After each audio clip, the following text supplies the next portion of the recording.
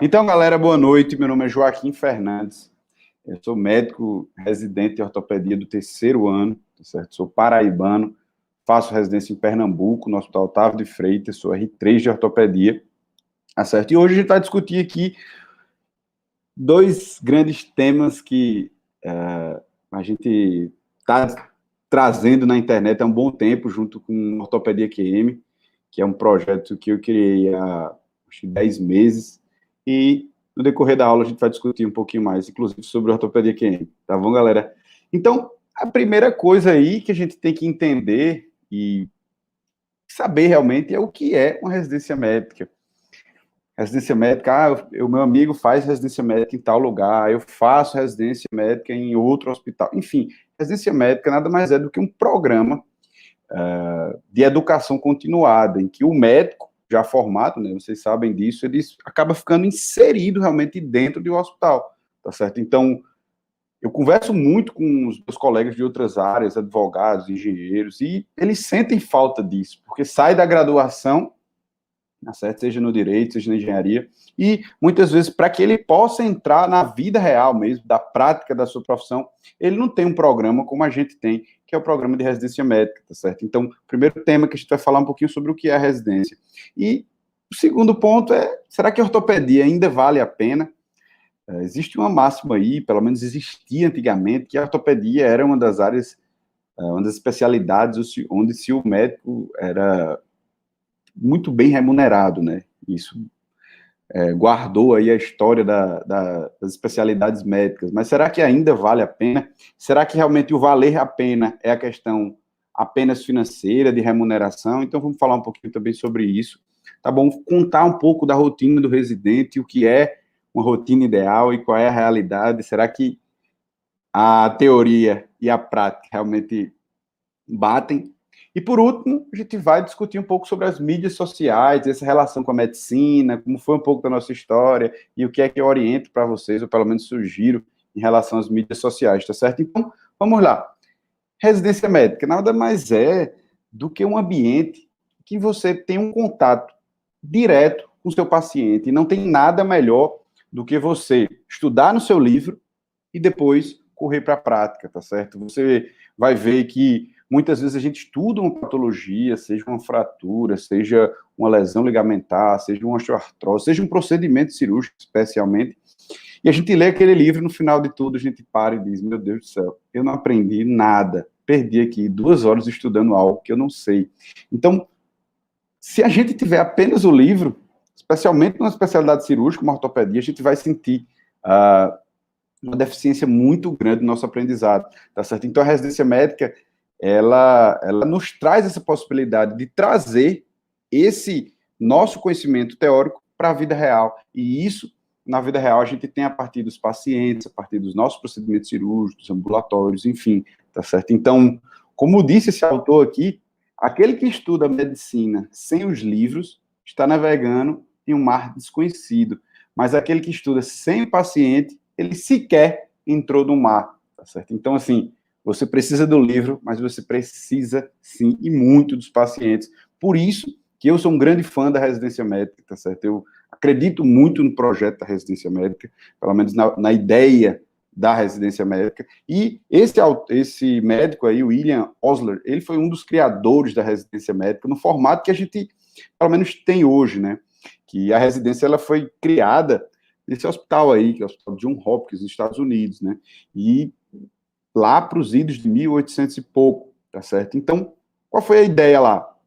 Começou a se observar que o estudante ali de medicina, junto com aqueles médicos já formados, se eles tivessem um ambiente onde eles pudessem ver na vida real o que acontece dentro de uma sala de cirurgia, dentro de um ambulatório, realmente isso vai mudar e mudaria muito a sua prática médica, tá certo? Então, eles faziam inicialmente, eu achei até parecido com aquelas cenas de filme, né? Você tinha aquele anfiteatro onde os estudantes ficavam fora, você deixava 2 residentes ali dentro, onde ele podia mais instrumentar ali o procedimento cirúrgico, enfim. E aquilo se mostrou realmente um programa muito efetivo, tá certo? Mas por que o nome residência médica?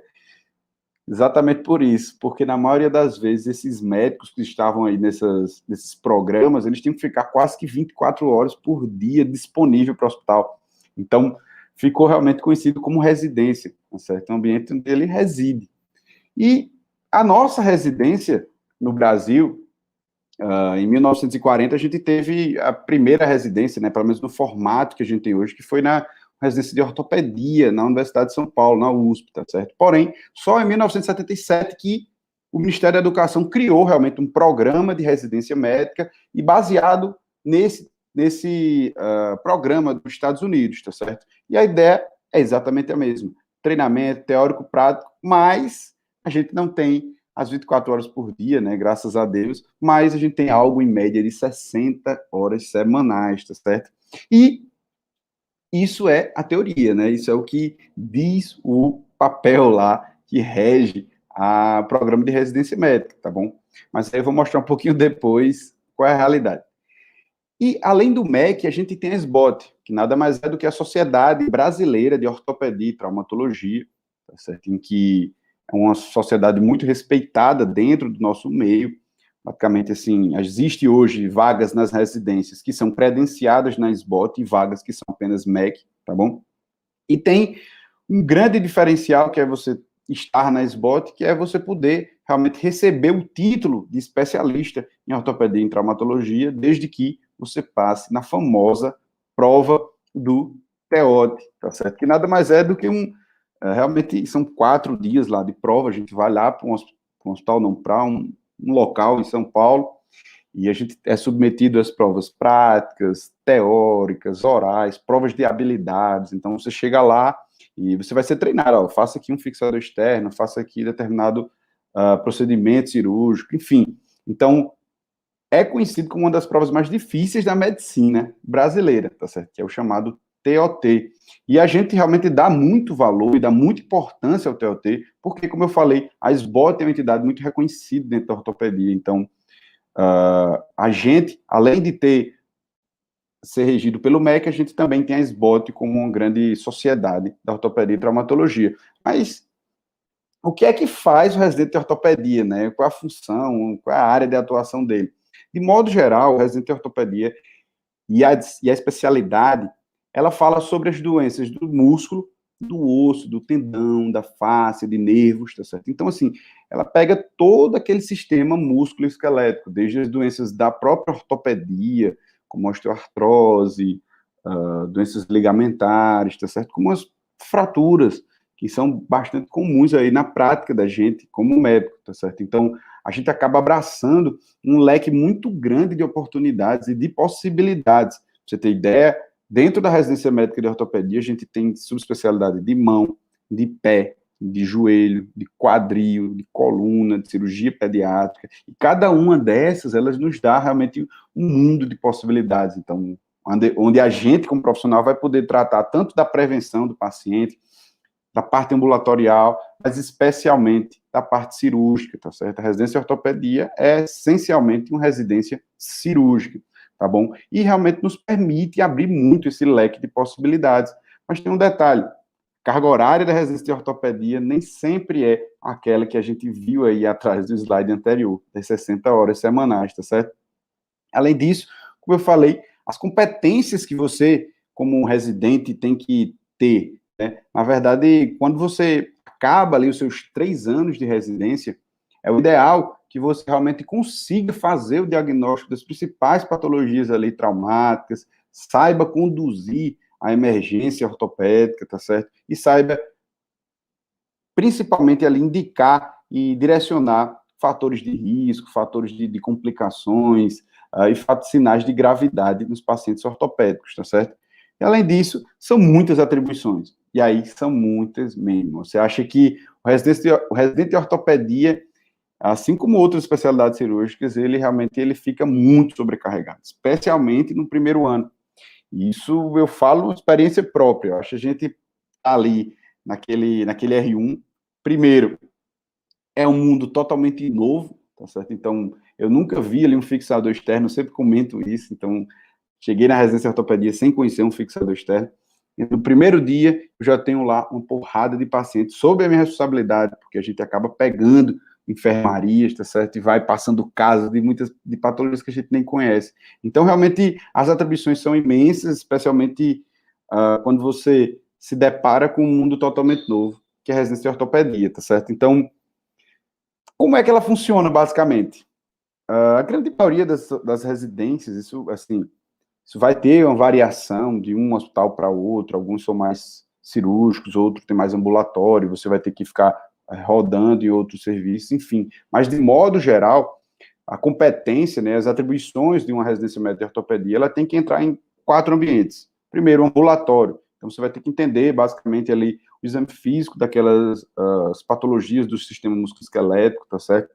Saber indicar uma cirurgia, saber contraindicar uma cirurgia, saber conduzir esses pacientes, emergência. Então, assim, a emergência é outro cenário.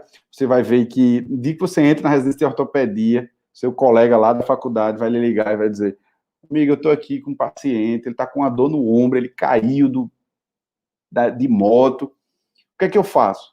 Então, o médico generalista, a maioria das vezes, não conhece, ele não conhece a especialidade da ortopedia. Então, você vai ser o foco daqueles seus colegas, daqueles seus amigos, tá certo? Então, assim, como é um mundo totalmente novo, a gente tem que dominar a emergência, tá certo? E enfermaria, e ver o pré e pós-operatório, isso aí é algo realmente bem exaustivo, porque a gente, como eu falei, é uma especialidade basicamente cirúrgica, tá certo? E o próprio bloco cirúrgico, que aí é outro mundo à parte, porque mais que você tenha acompanhado ali, durante a sua faculdade, o pessoal da ortopedia, enfim, cirurgia geral, você vai ver que dentro da residência de ortopedia, uma placa que a gente utiliza para fazer uma fixação de uma fratura, ela realmente pode ser usada de diversas maneiras, ou seja, o mesmo material. Então, assim, o ambiente do bloco cirúrgico também é outro ambiente, assim, bem diferente para você que está começando a residência de ortopedia, tá certo? Então, vamos lá. Realmente é bem parecido com o Grey's Anatomy, né? A gente chega lá, nosso primeiro dia, tem lá nossos colegas, cada um, enfim, aquele hospital com toda aquela estrutura. Vamos pedir uma ressonância aqui de urgência? Não, gente. Essa imagem aí do seriado não corresponde com a realidade da nossa residência. Não falo especificamente da minha, e sim de grande maioria das residências do país, tá certo? A gente sabe que como é uma especialidade cirúrgica, a gente precisa muito operar, a gente precisa entrar naquela cirurgia, a gente precisa ver o nosso staff operando, nossos RMAs operando. Então, muitas vezes, para que a gente tenha esse contato maior com esses procedimentos, a gente tem que estar na residência do SUS, tá certo? E aí é uma coisa bem pessoal, realmente eu indico vocês, se possível, tiverem essa oportunidade de entrar numa residência que seja do SUS, tá certo? Seja de uma grande escola, tá certo? Ou de uma residência do SUS, do seu estado, enfim, do local onde você realmente julgar que seja bom para a sua vida, tá certo? Mas esse contato com o paciente, com os procedimentos, a gente encontra realmente bem mais no SUS, tá certo? Então, essa imagem aí do Grey's Anatomy realmente não é a imagem que a gente vive na residência, isso aí é só de seriado mesmo. Por que eu estou falando disso? A vida real, estudo, meu amigo, você vai ser cobrado no primeiro dia, assim, quando você chega, seu colega vai chegar, seu R+, seu staff vai chegar, ó, esse paciente aí, fratura do raio distal, qual é a classificação? Ah, mas tem algum critério de instabilidade aí? Qual o procedimento cirúrgico? Vamos tratar cirúrgico conservador. E você fica numa cabeça, assim, realmente explodindo, tá certo? Eu falo porque aconteceu muitas vezes comigo isso, né? Eu pensei em desistir da residência, eu acho que umas 4 ou 5 vezes no meu primeiro ano, tá certo? Porque, exatamente, o estudo que eu não sabia estudar, tá certo? Então, eu nunca tinha estudado uma fratura do rádio distal, por exemplo. Fui cobrado por isso logo no início. Uma carga horária. Aí eu vou falar algo da carga horária da nossa, né? A gente tinha basicamente que acordar ali 5 horas, 6 horas, não, 5 horas da manhã, chegar no hospital de 6, tá certo? E aí a gente tinha lá 12, 15 pacientes para evoluir, tá bom? E aí de 7h30 passava uma visita rápida e depois ia para o bloco cirúrgico. Então, todos os dias da semana eu tinha isso. Então, ficava ali acordado mais ou menos de 5 até 6 horas da noite, todos os dias, tá certo? Fora que a gente ainda tinha 24 horas de plantão extra, ou seja, fora isso aí. Se você botar na ponta do lápis, isso dá com certeza bem mais do que 90 horas semanais, tá bom? E eu não estou aqui para fazer uma crítica ao meu serviço, para fazer Não, isso é a realidade da grande maioria dos serviços do país, tá certo? Então, se você está realmente decidido a fazer residência de ortopedia, você tem que começar a ir internalizando, entendendo que, especialmente o primeiro ano, vai ser um ano que você vai ter que abdicar de muita coisa, você vai ter que deixar de lado muito daquelas suas diversões, os finais de semana, aquelas viagens, enfim, aquela vida que você tinha, especialmente ali na faculdade, tá certo? Porque realmente é um momento intenso, mas é algo que eu vou dizer a vocês, eu não tenho dúvida, é o momento de maior aprendizado durante a carreira de vocês, a carreira como profissional, tá certo? Eu falo isso com experiência própria, realmente eu nunca aprendi tanto como eu aprendi nos últimos 3 anos que eu estou lá, na residência de ortopedia, tá certo? E no final de tudo, a gente vai chorar, né, como o pessoal sempre diz, residente de ortopedia chora porque realmente é muito cansativo, mas no final de tudo você vai ver que vai valer a pena, especialmente se você gostar do que você está fazendo, tá certo? Um terceiro ponto aí da vida real da ortopedia é a famosa hierarquia, e minha gente, hierarquia é algo que alguns serviços têm isso muito pesado, agora é pesado mesmo, assim, por exemplo, o R+, o staff chegou e falou para o seu R+, você tem que fazer tal seminário, tá certo? Para segunda-feira, tal assunto. Aí o R+, tá certo. Chega em você e diz quem vai fazer é você. Aí você diz, não, mas o staff mandou você fazer. Não, mas eu estou mandando você fazer. Porra, é muito injusto, eu estou falando isso porque aconteceu comigo, tá certo? Aí no primeiro momento eu fiquei, meu Deus do céu, isso é muito injusto, eu não vou fazer não, não tem quem me faça. Mas aí depois eu parei, né, respirei, fiquei pensando, vale a pena eu entrar numa rota de choque? Joaquim, mas realmente isso é muito injusto. Você deveria ter brigado, falado para o staff.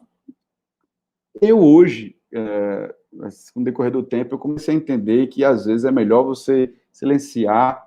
No final das contas, quem fez o seminário fui eu, tá certo? Quem acabou aprendendo aquilo fui eu, não foi meu R+, tá certo? Então, assim, eu acho que uma coisa que você tem que entender, a hierarquia é algo que existe na ortopedia, é algo muito forte, tá certo? Muitas vezes é até injusto, do ponto de vista, assim, se você for pensar do ponto de vista ético, moral, tá certo? Mas tenha inteligência emocional, porque, no final das contas, você pode acabar ganhando, como eu ganhei nessa situação hipotética, nessa situação real, que foi do meu seminário que eu fiz lá. Eu lembro até hoje, foi no meu R1, uma técnica cirúrgica lá, que, enfim, até hoje eu não me esqueço, tá certo? Então, transforme a hierarquia em um ponto positivo. Eu sei que às vezes não é fácil, mas tente entender isso desde o início, antes de entrar na residência de ortopedia, tá certo? Inclusive, eu já vou fazer como é que se diz, uma propaganda aqui de um livro que eu li antes de entrar na residência, que foi o livro Inteligência Emocional, tá certo? Depois eu mando para vocês, eu boto lá no Instagram para vocês darem uma olhadinha, tá certo?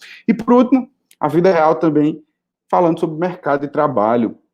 Será que o ortopedista ganha tudo?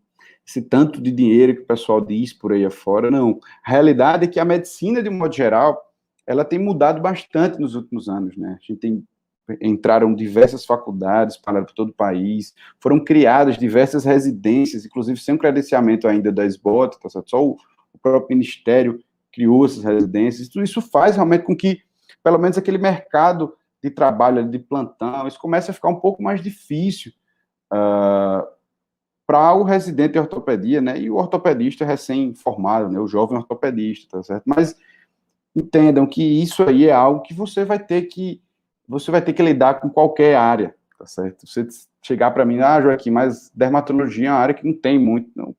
Conversa. Tem sim, tem muito dermatologista sendo formado, tem muito oftalmo, enfim, tem muito de tudo. Então, a ortopedia é uma área fascinante, tá certo? Não vá olhar para o mercado de trabalho, se está bom, se está ruim. Entenda realmente o que é a especialidade de ortopedia para que você possa dar esse passo adiante, tá certo? Mas é isso que eu digo a vocês, vale a pena, tá certo? Então, eu paro aqui e olho essa imagem da gente, né? Isso aí foi no meu R1, acho que é agosto do meu R1, aqui estou eu, ó, vocês estão vendo aqui.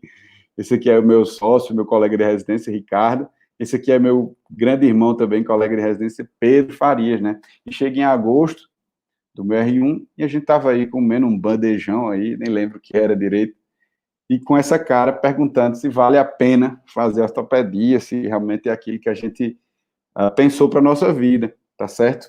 Mas a primeira coisa, eu devo fazer residência? E se alguém ainda está se perguntando aí se deve ou não fazer residência, eu posso falar, e é minha opinião, eu acho que a residência é algo que realmente muda a sua vida, muda a sua visão como profissional médico, tá certo? Como eu falei, você está dentro de um serviço, você está dentro de um hospital, onde você vai ter contato tanto com a parte teórica, a partir dos seus staffs, enfim, a partir de toda aquela estrutura para o aprendizado teórico, mas também você vai estar dentro da prática, então não tem nada melhor do que você aprender com o seu paciente, com a história dele, você vai ver o pós-operatório do seu paciente, você vai entrar na cirurgia, você vai fazer a cirurgia dele, que ele vai ficar marcado para o resto da sua vida. Certo? Então, o aprendizado que você tem na residência é algo que eu não sei se você vai conseguir encontrar em outro ambiente, tá certo? E a outra pergunta, ortopedia ainda vale a pena? Como a gente respondeu, depende muito do que você quer. Se você gostar, se você achar que você vai ter que passar por esse momento da residência, não vai ser fácil, vai ser um momento que você vai abdicar de muita coisa, tá certo? Mas se você gostar daquilo, se você se vê, eu acho que eu faço um exercício muito simples, né? Eu paro assim, daqui a 10 anos, eu me vejo fazendo ali minhas cirurgias ortopédicas, eu me vejo no ambulatório, eu me vejo atendendo ali em determinadas situações, tá certo? Então, eu instigo vocês aqui a fazerem essa reflexão. Se você se vê fazendo isso lá na frente, tá certo? Porque isso vai realmente nos ajudar e nos dar um norte sobre se vale ou não a pena, porque não vai olhar exclusivamente para o mercado, não, vou fazer ortopedia, porque na minha cidade, lá no interior da Paraíba, não tem ortopedista. Beleza, você vai, faz sua residência de ortopedia, quando você voltar tem 5, tem 10, tem 20. Então, esqueça isso. Sinceramente, esqueça isso.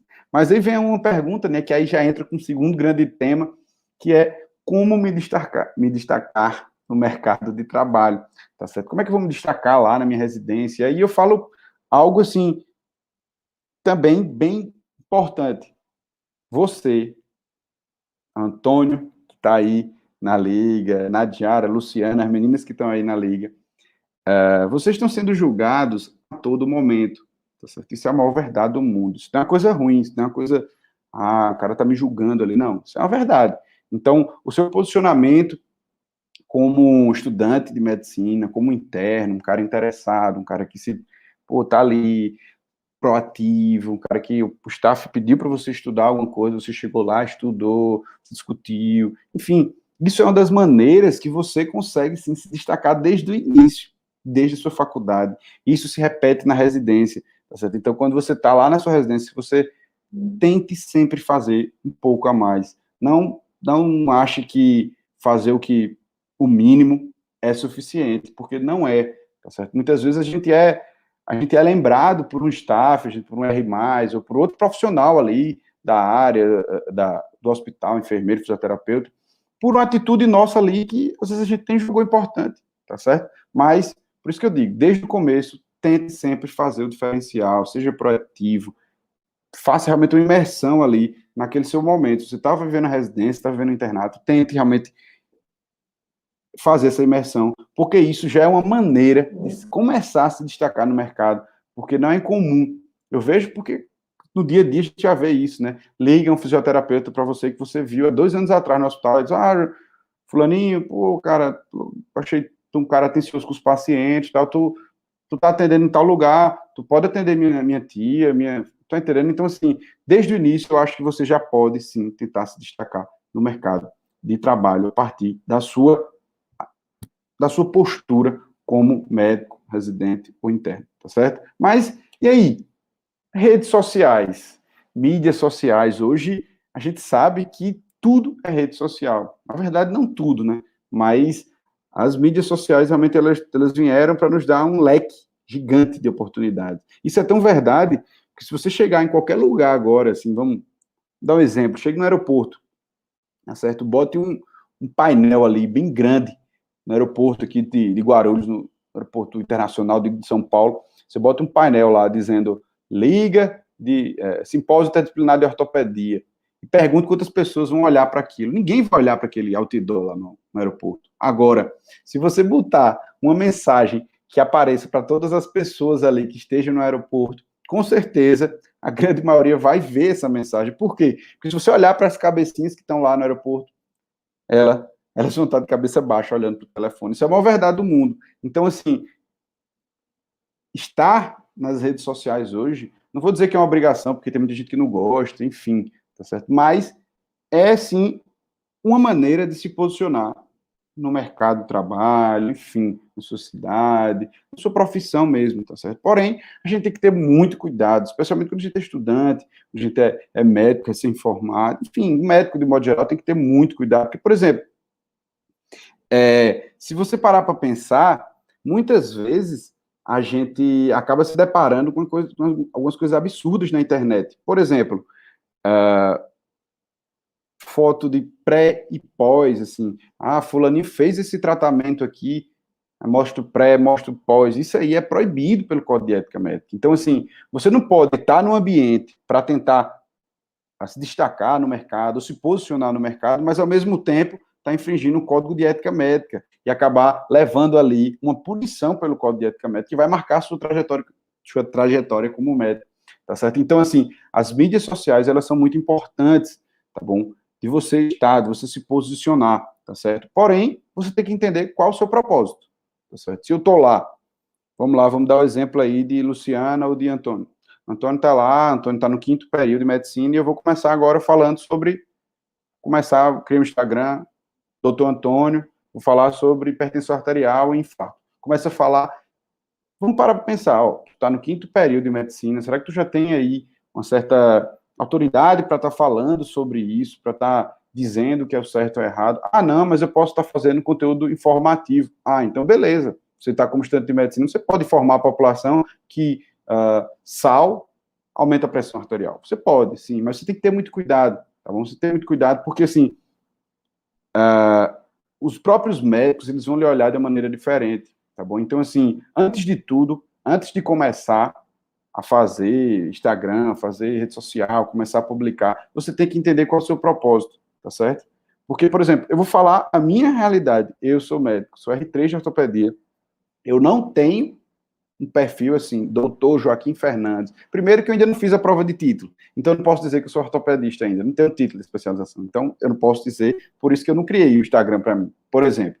Tá certo? Segundo, que se eu tivesse criado um perfil assim, Joaquim e tal, seria para os meus pacientes, tá bom? Mas eu ainda não tenho nem consultório, eu ainda não tenho nem minha atividade realmente estabelecida, eu não sei nem qual cidade eu vou morar, tá certo? Então, eu não quis criar agora porque eu vejo a necessidade, tá bom? Mas isso é algo que tem que ser para você. Qual o seu propósito dentro das redes sociais, tá certo? Tudo respeitando o Código de Ética Médica, tá certo? Porque, por exemplo, você fazer uma referência a casos identificáveis, por exemplo, vou tirar uma foto aqui, cirurgia bem-sucedida, eu e fulaninho, cirurgia bem-sucedida, ou dando alta aqui para fulaninha da pediatria, aí bota embaixo, né? Foto autorizada pela mãe. Isso aí é vedado. Isso é proibido pelo Código de Ética Médica. E eu, às vezes, perguntei até um professor nosso por que isso era proibido, né? Porque, na verdade, você entenda, a partir do momento que o seu paciente está lá, na enfermaria, no ambulatório, no pós-operatório, ele está numa posição de vulnerabilidade em relação a você, tá certo? Se você observar, ele acabou de sair da cirurgia, ele acabou de, recebeu alta depois de 10 dias internado. Tu acha que ele ia negar uma foto para você?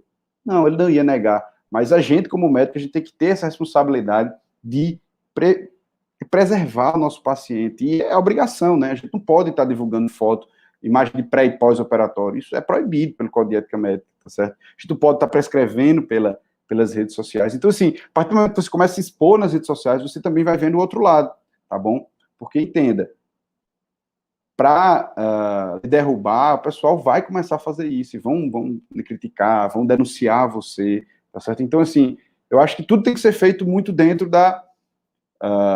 do Código de Ética Médica, realmente, tá certo? A gente tem que se prevenir. Hoje em dia a gente está vivendo um mundo, uma medicina muito judicializada, tá certo? Então, é importante lembrar que as mídias sociais é importante, é demais, tá bom? Mas existe o Código de Ética Médica para a gente ficar ligado, tá certo? E aí, falar um pouco sobre ortopedia QM, né? Que agora é ortopedia OQM.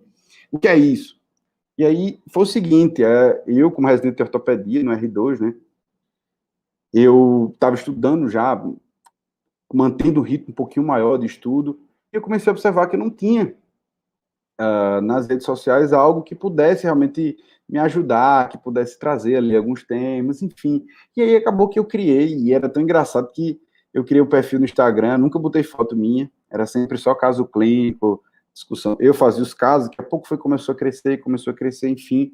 E a gente, isso foi em outubro, quando foi em janeiro, a gente fez uma turma de um treinamento chamado Treinamento Ortopedia QM, e foi eu criei exatamente porque eu sofri tanto no meu R1 ali, não sabia dos assuntos, não conseguia estudar, que aí eu procurei uma maneira de ajudar residentes, né, que estavam ali no primeiro ano, no segundo ano, muitas vezes não conseguiam estudar, tá bom? Então, assim, você pergunta, Joaquim, qual o seu propósito?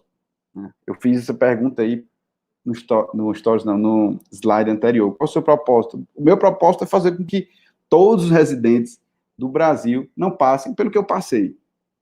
Ter que pensar em desistir várias vezes, porque não conseguia estudar, porque se via de uma maneira que se via como um cara fraco, um cara que... Então, assim, a partir do momento que você tem uma ferramenta de estudo, né, isso aí realmente faz com que você faça você realmente passar adiante na sua residência, tá certo? Então, se você perguntar muito bem, Joaquim, qual foi seu grande propósito de estar nas mídias sociais? Realmente foi esse. E aí, tem muitos efeitos colaterais a partir das mídias sociais, né? A partir do momento que você cria lá, criei esse Ortopedia QM, hoje eu estou aqui com vocês, tá certo? Eu não conheço o Maranhão, mas conheço hoje a partir de vocês, espero ir um dia para ir, tá bom? Mas esses são os efeitos colaterais de você se expor na internet, tá bom? Você acaba transmitindo, conhecendo muitas pessoas, aprendendo muito. Então, assim, se você chegar aqui e me perguntar, Joaquim, tu faria tudo de novo? Tu faria tudo de novo? E eu acho que, assim, vale muito a pena, tá certo? Porque a gente aprende, a gente cresce muito, não só como profissional, mas como pessoa. Então, assim, primeira coisa, antes de você parar para pensar e ver se vale a pena você entrar nas redes sociais, se é agora, tal, você tem que perguntar qual é o seu propósito, tá certo? Eu estou ali para divulgar o meu futuro consultório, de me divulgar como pessoa, tá certo? Porque entenda, existe imagem positiva e existe imagem negativa, tá certo? Eu conheço uma história de uma pessoa que entrou na residência, não vou nem falar qual a especialidade foi, entrou na residência, assim, na primeira semana, o cara aí começou a fazer uns discussões, aí botou na internet, o pessoal começou a ridicularizar ele, tá certo? Então, assim, a gente tem que ter muito cuidado. A gente tem que primeiro entender qual é o nosso propósito e saber muito bem onde a gente está pisando, o que, que a gente quer, tá certo? Então, a partir daí, realmente, hoje eu estou muito feliz com a Ortopedia QM, estou em contato com vocês, eu indico que vocês realmente entrem. Eu gosto muito de dar aula, de conversar, de, enfim, de ensinar um pouco o que eu sei, e isso é tão bom que faz você crescer como profissional. A gente fez uma semana aí, que foi a semana do desempenho para os residentes de ortopedia, e na preparação, né, eu e meu sócio Ricardo aqui, a gente começou aprendendo tanto, a gente começou a ver mais situações que a gente nunca tinha visto. Então, assim, além de tudo, as redes sociais e esse ambiente, assim, esse ambiente livre que é a internet, esse ambiente democrático, cada um pode postar o que quiser, no momento que quiser, cuidado no código de ética médica, mas esse ambiente faz com que você realmente cresça bastante. Então, o meu recado era esse, pessoal. Queria falar um pouquinho para vocês hoje sobre a residência médica, realmente é algo cansativo, é algo difícil, é algo extenuante, sua cabeça fica ali remoída, mas vale a pena, tá certo? Você cresce muito como profissional e, assim, você vai ver a diferença na sua vida como profissional de antes e depois, tá certo? Muitas vezes a gente sai da faculdade, tá perdido, certo? Vai dar plantão ali nas emergências, acha que sabe de alguma coisa e não sabe, na verdade. Então, meu conselho é que vocês façam residência, sim, tá bom? Não abram mão desse momento para vocês, crescimento profissional, tá certo? E se você me perguntar se vale a pena fazer ortopedia, eu tenho certeza que vale a pena, tá bom?